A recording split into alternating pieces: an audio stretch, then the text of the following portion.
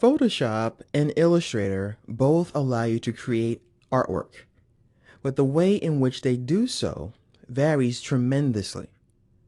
Photoshop is known as a pixel editing application, where you're drawing and moving and manipulating tiny boxes called pixels, also known as rasters.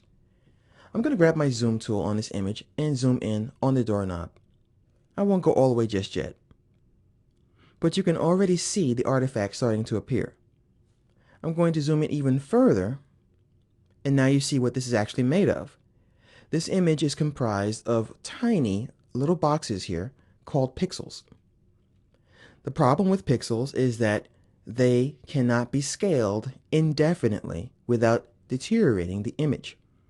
So if I were to zoom in on a human eye, for example, after a while you wouldn't be able to tell that it was a human eye. You would just see a whole bunch of boxes. Now, Illustrator, on the other hand, which I already have open, works with what are known as vectors or lines.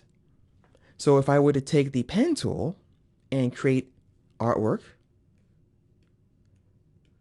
I could scale in to this line forever and it would always be crisp. Let me go ahead and show you. I'll scale a little bit like so, and you see that the line is crisp. I'll zoom in even further and I'll keep going. Look at that.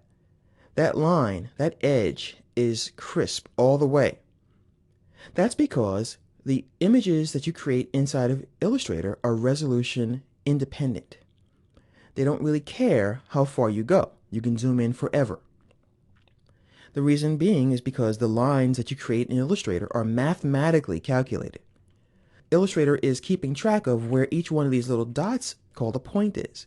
So we have this point and we have this point, and it knows to draw it based on the tangency and the handles and all that kinds of mumbo jumbo science talk.